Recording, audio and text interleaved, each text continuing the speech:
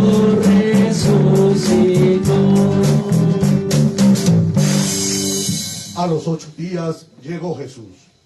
El Señor esté con todos ustedes. Y con tu espíritu. Hermanos, proclamo con alegría el Santo Evangelio, según San Juan.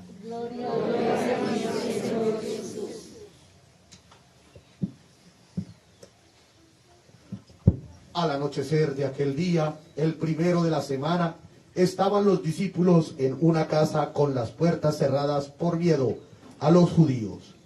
Y en esto entró Jesús, se puso en medio y les dijo: paz a vosotros.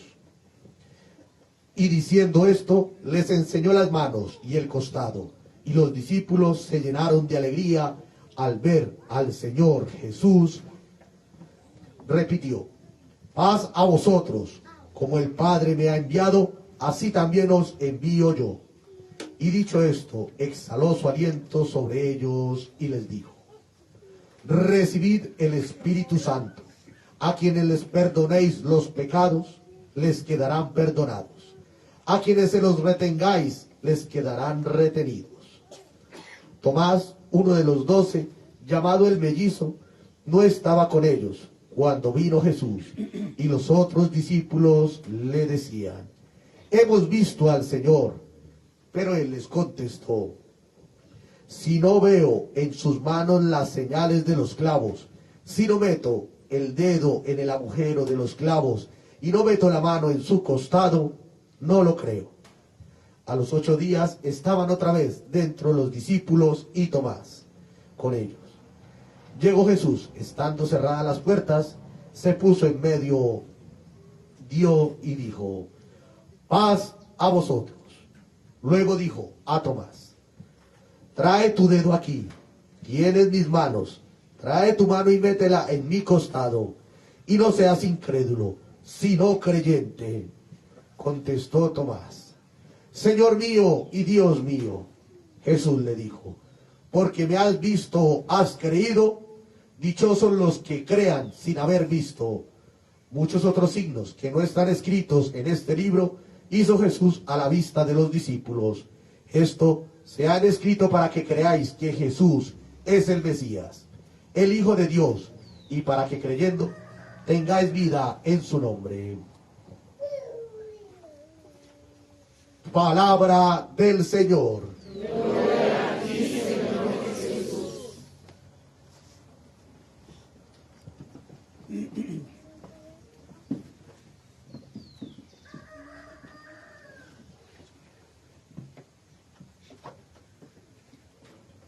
Nos podemos sentar.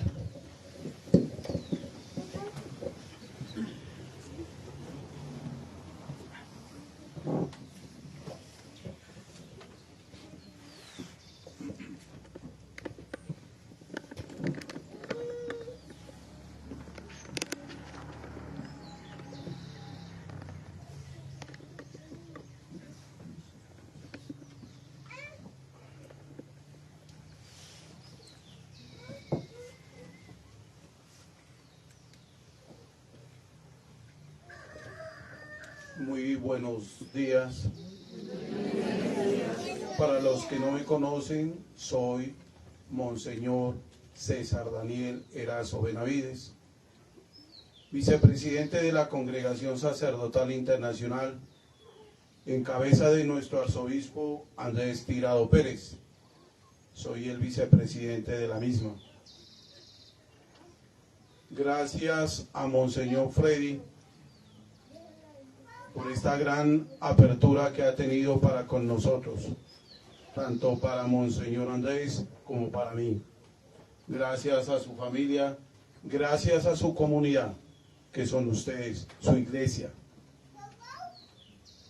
De verdad que la palabra de Dios hoy nos abre un gran camino. Yo voy a ser muy breve. El primer camino es saber qué. ¿Qué decían ustedes? Ustedes me van a ayudar, yo no voy a hacer la homilía, son ustedes. Porque ustedes están presentes. Y la invitación es hoy, a que cuando vamos a una Eucaristía, a una misa, a una celebración, a cualquier rito, estemos alertas, estemos despiertos, no nos cojan dormidos.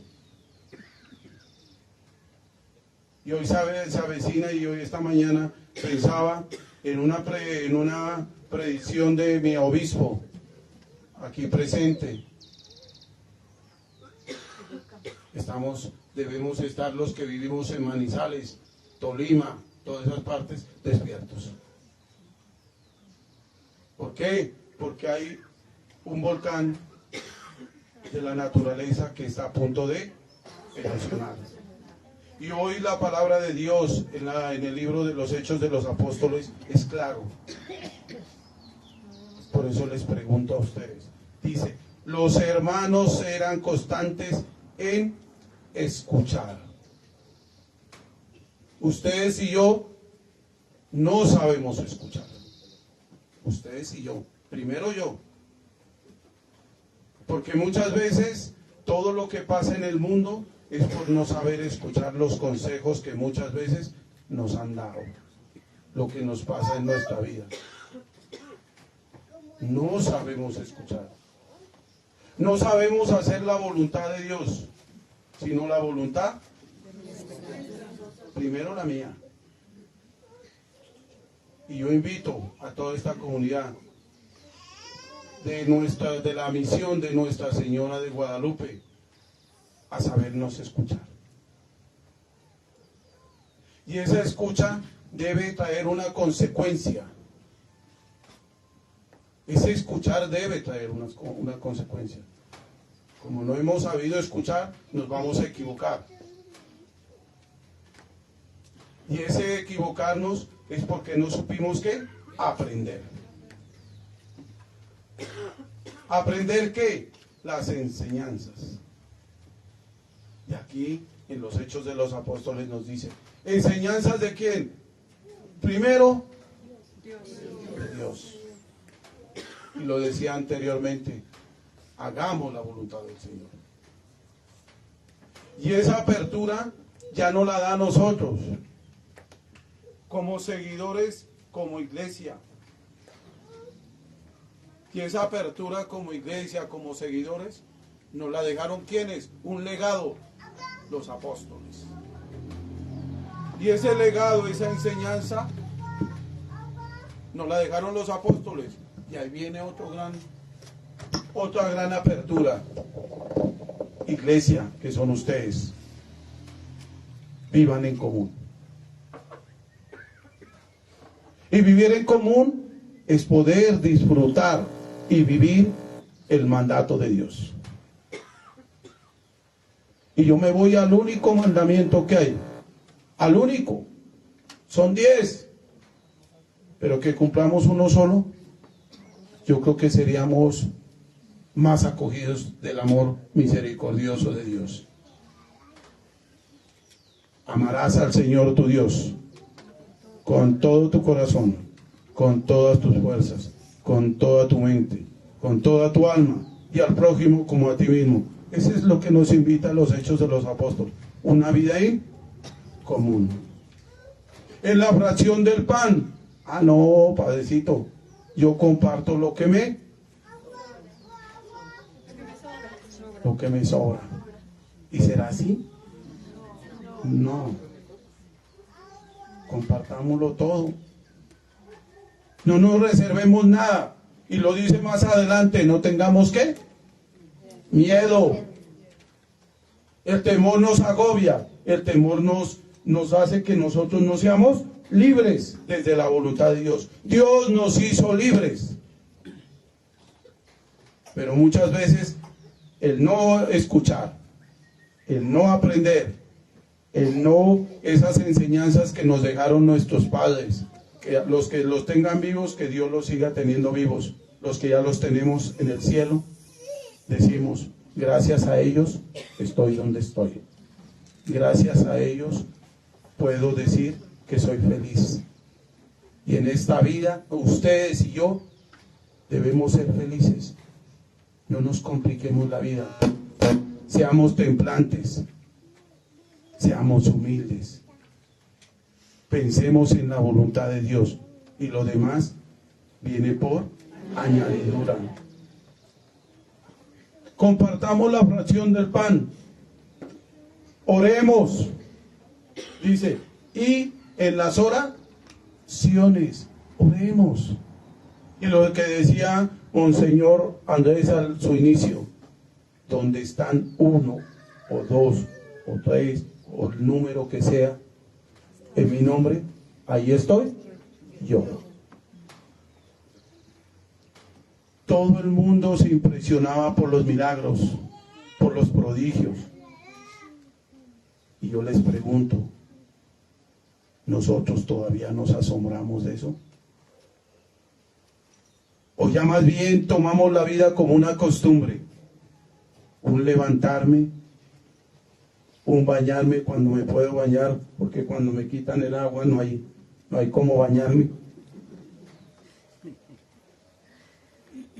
Nos volvemos costumbres. Nos acostumbramos a un levantarnos, un acostarnos, un ir a trabajar, un cumplir con el deber y hasta ahí.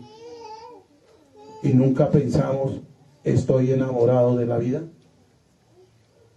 Estoy enamorado no de la vida de mi mujer, ni de mi compañera, ni de mi esposa. Estoy enamorado de mí. Estoy caminando como Cristo me está exigiendo que yo camine. 2, continúo. Nosotros vendemos las cosas para repartirlas hacia los demás. Les pregunto. No, primero yo, segundo yo, tercero yo, cuarto yo. Y los demás que se frieguen. Perdónenme como ustedes y yo decimos, que se jodan. Porque muchas veces nosotros somos ¿qué? Egoístas. Y Dios nos está hablando hoy, nos está diciendo, dejemos el egoísmo, dejemos la avaricia, colaborémonos unos a otros, siempre y cuando nuestro corazón esté haciendo la voluntad de Dios. Continuemos, y ahí ya voy a la palabra, seamos alegres. Así estemos en la tristeza, en el sufrimiento, en el dolor, en la angustia. Seamos alegres, estemos alegres. Porque de una u otra manera, el dueño de nuestra vida es Dios. Y de Dios todo lo tenemos. Él nos lo regala todo, Él nos lo da todo. Siempre y cuando tengamos fe, confianza, amor, alegría, respeto por la vida de los demás. Eran bien vistos de todo el pueblo. Yo siempre digo una cosa: yo no necesito que el pueblo me vea. En sus obras los conoceréis. Hay que saber obrar. Y hay que saber obrar con recta intención, con intencionalidad buena, porque Dios obró siempre desde el amor, desde el perdón, desde la misericordia, desde la compasión.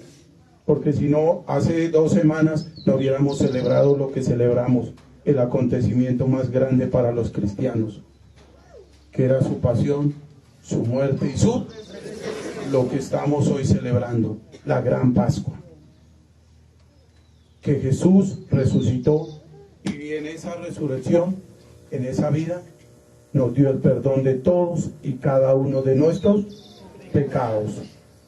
Y al final dice, todos se iban ¿qué?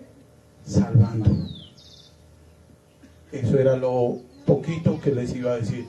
Aprendamos a escuchar, aprendamos a enseñar, aprendamos a vivir en el amor y en la voluntad de Dios. Que Dios los bendiga.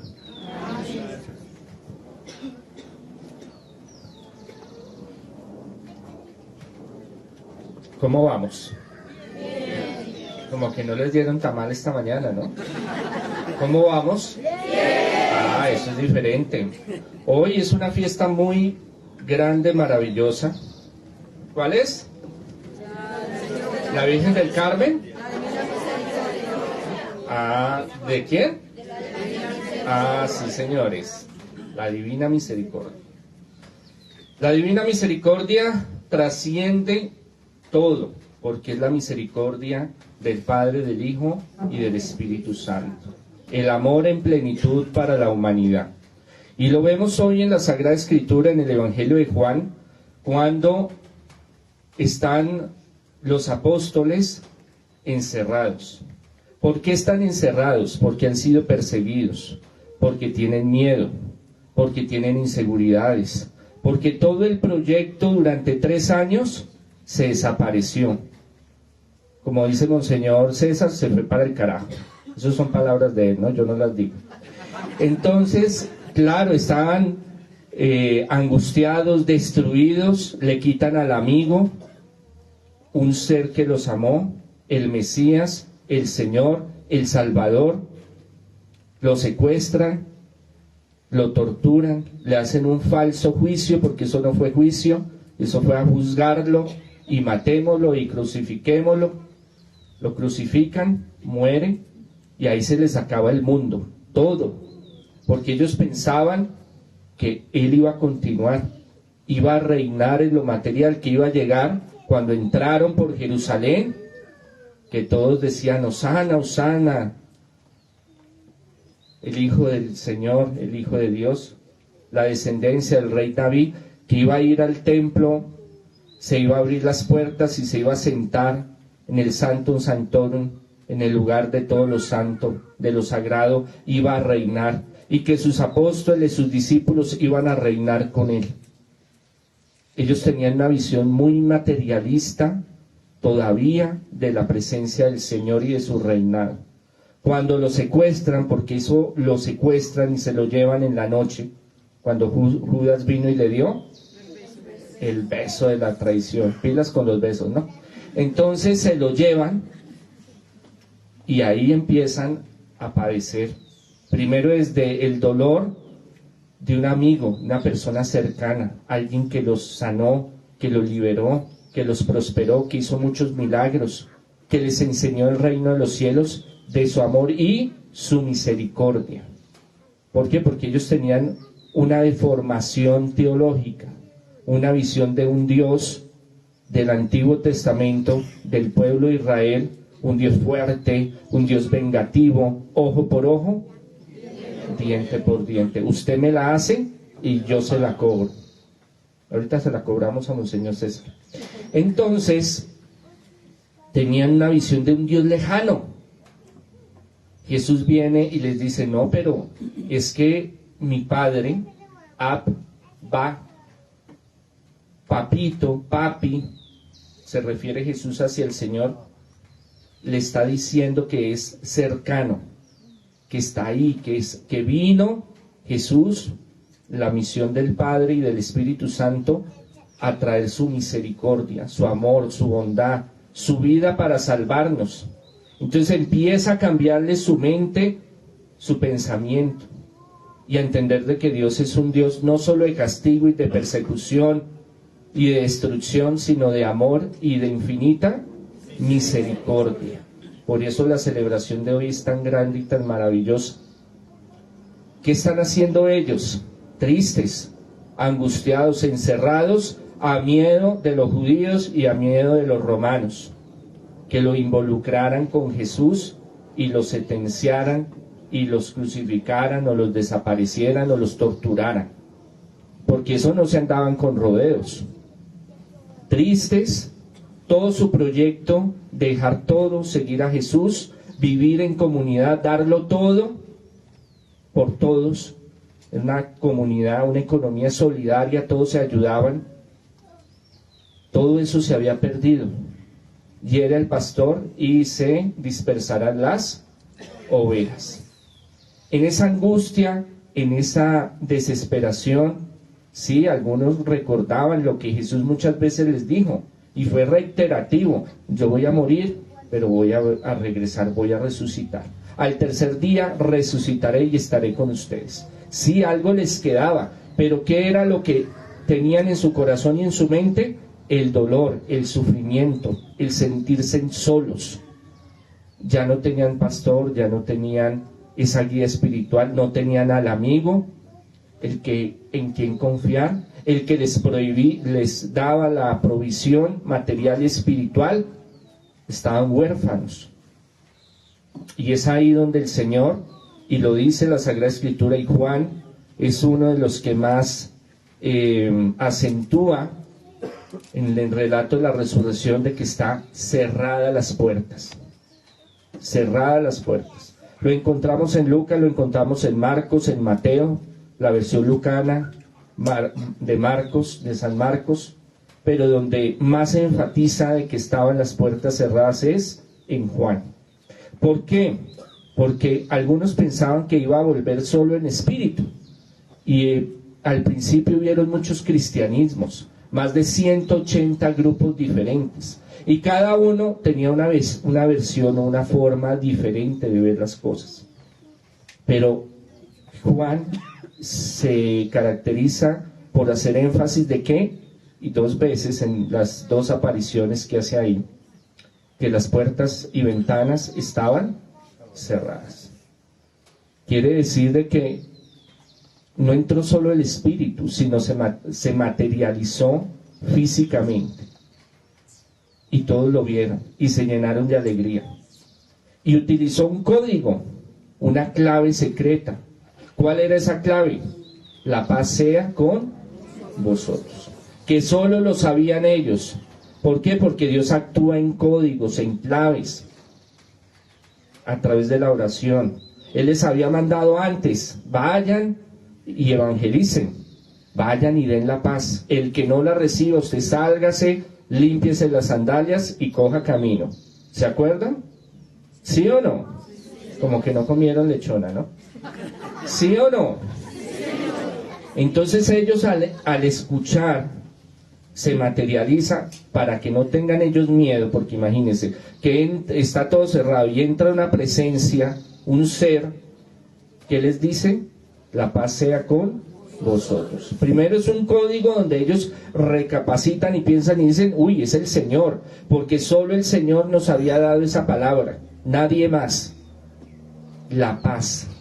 La paz es misericordia, la paz es sanación, la paz es fortaleza, la paz es alegría, es la plena seguridad de que el Señor está con nosotros.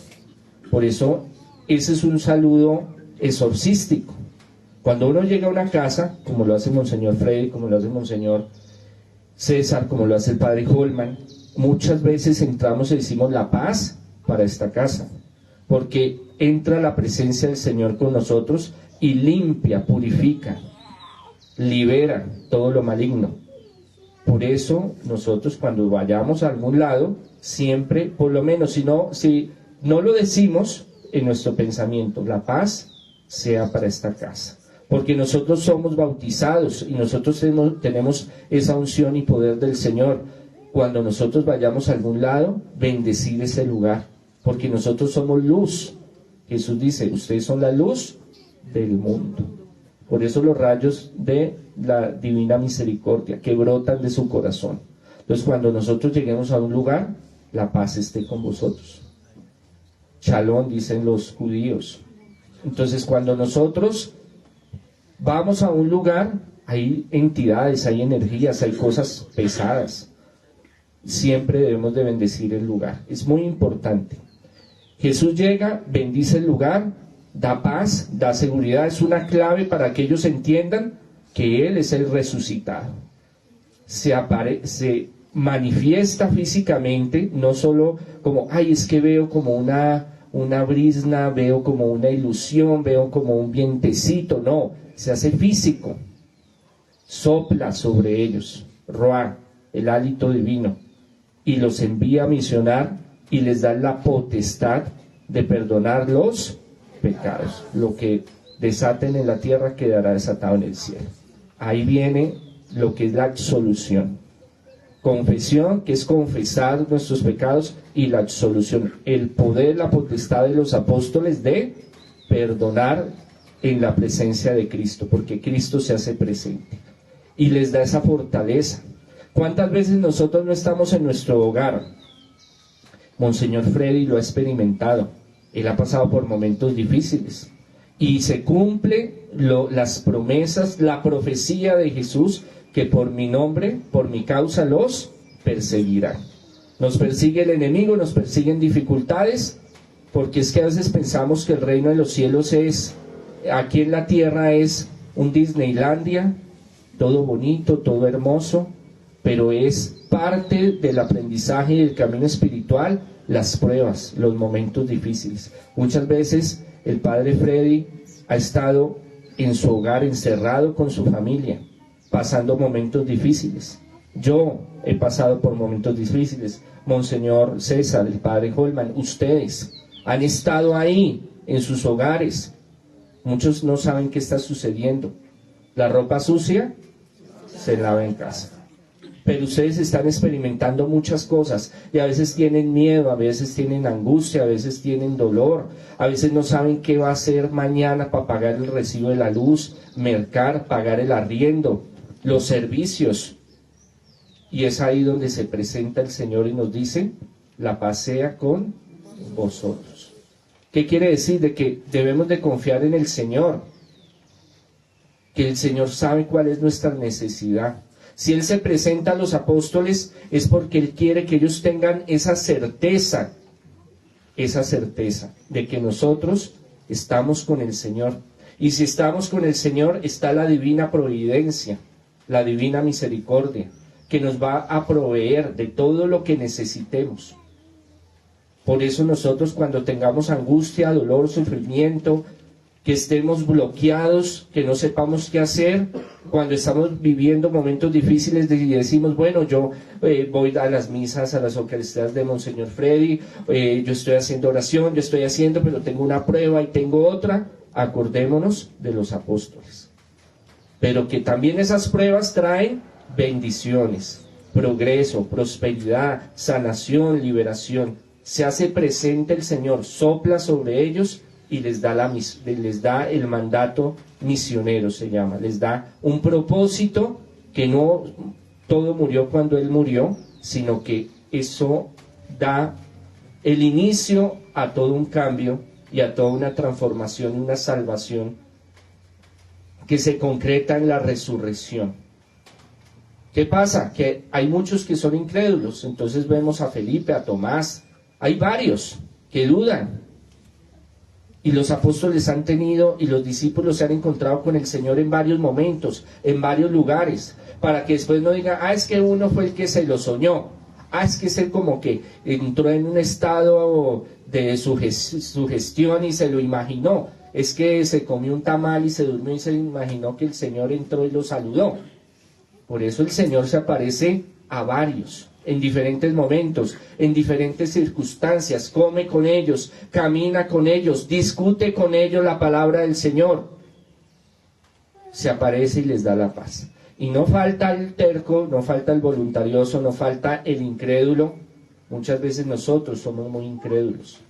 No, yo no creo que eso sea posible. No, eso no es para mí, eso es imposible, eso no se puede, eso es para otros.